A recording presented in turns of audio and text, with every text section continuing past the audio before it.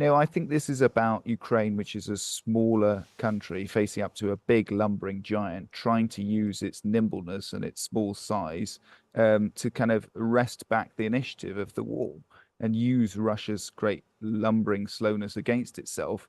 The idea being that if they can make these kind of short, sharp attacks and these kind of fast combined arms maneuver and then try again somewhere else and try again somewhere else, Russia is constantly kind of trying to shuttle its troops around this huge front line and maybe too slow to react. As Jane mentioned, we are going to turn our attention to some very big events happening in Russia. Russia is evacuating residents from a second border region as Ukraine continues its surprise offensive inside the country. Some 11,000 people in the Belgorod region have been moved. Russian state media has reported it's because of enemy action near the border. Belgorod neighbours Kursk, where Ukrainian troops launched their surprise attack into Russian territory last week. Let's talk now to George Grylls, who's the defence and political correspondent for The Times. Right, George, can you put this into perspective for us? Just how significant is this advance? Well, I think we've kind of got used to a depressing narrative from the front lines in Ukraine for at least the past 6 months. The last kind of major offensive campaigns were back at the end of 2022, when you might have remembered they liberated area around Kharkiv and Kherson. And since then, we've kind of seen the kind of front lines become more static, and this kind of grinding warfare has basically favored Russia, which, despite sustaining huge casualties on a daily basis, can kind of it uses its vast size, its manpower, its seemingly unlimited resources just to grind away and make small advances. Now, a week ago, the Ukrainians completely reversed this narrative by launching this surprise attack across the border into Sumy. This was a part of the border that was not a kind of active front line. It's just where it's less defended, less well defended than that kind of large front line in Donbass and eastern Ukraine. And we've seen Ukrainians have these kind of small raids, these small forces that they've never quite claimed before, go across and then come back. This is different.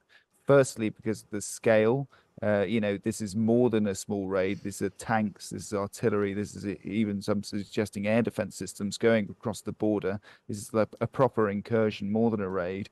And it's also notable that Zelensky has basically come out and declared it and acknowledged it in a way that they hadn't previously, Yeah. whereas it had all been done through kind of intimation. So, George, what has emboldened Ukraine to do this?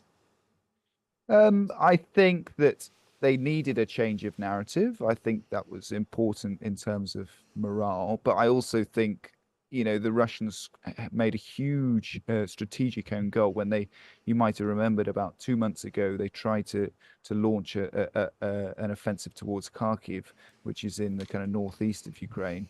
And what that did was that meant that the Ukrainians unlocked something they'd been lobbying for a long time, which was the ability to hit Russia in Russia. Because Kharkiv is so close to the border, the Russians were able to basically hide behind this rule that the Americans and Western allies had imposed on Ukraine, that you can't hit inside Russia, to strike Ukraine from Russia. And eventually, Biden at the time gave the thumbs up and said, no, you can use ATACMS to strike the Russians if they're hitting you from inside Russian territory. And since then, the Ukrainians have taken this permission and run with it. And now you're seeing, American and German armored vehicles pouring off the border Right. into Russia. So the way that we're reporting it as, Ukraine using some real muscle power and pushing forward and doing well, how will Russia be reporting this to its citizens? Well, they've already sort of tried to minimize it. They tried to claim that it had already been dealt with within about 24, 48 hours of it happening, which was patently not the case. Now, they're releasing footage of other pieces of combat elsewhere along the line and saying, this is evidence that we've fought back. And, it's quite easily disproved as being from, previous parts of the war. So they're embarrassed, certainly. I think this is about Ukraine, which is a smaller country facing up to a big lumbering giant, trying to use its nimbleness and its small size to kind of wrest back the initiative of the war. and use Russia's great lumbering slowness against itself. The idea being that if they can make these kind of short, sharp attacks and these kind of fast combined arms maneuver and then try again somewhere else and try again somewhere else, Russia is constantly kind of trying to shuttle its troops around this huge front line and maybe too slow to react. It's interesting, but also it's too early to say how successful this kind of probe might be. Yep. Where have the 11,000 people gone? There's 11,000 in Belgorod. I think it's closer to 100,000 overall now because it's also Kursk and Belgorod. I mean, look, Russia's a big country. There's no shortage of places for them to be evacuated to. It's just terribly, terribly embarrassing for Mr. Putin. George, good to talk to you. Thank you very much indeed. That's George Grylls, who's the defence and political correspondent for The Times.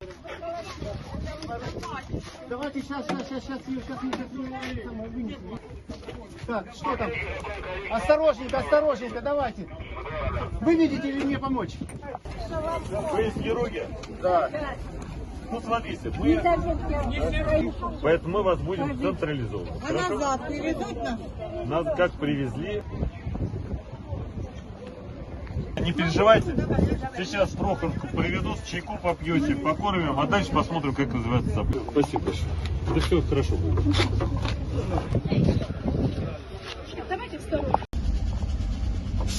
Дорогі українці, заїхав он в п'ятерочку.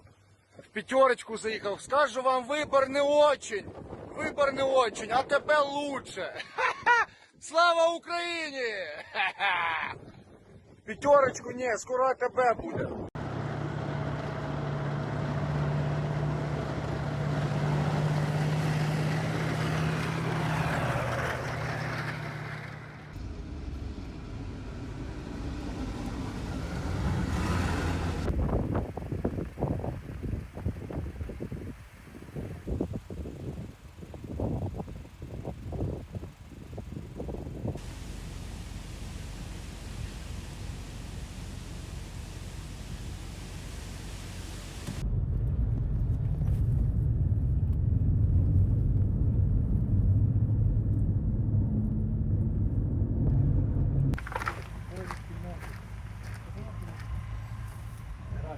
Там на 127-му до цю коробку. А скільки він при... Він сотню їде, ну.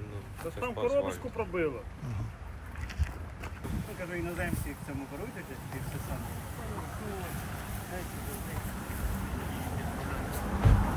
Рама. Зараз приїжджаємо, ставимо, Є. робимо, поняв? Є, І виїжджаємо. я сумку Давайте взяв. розмікати.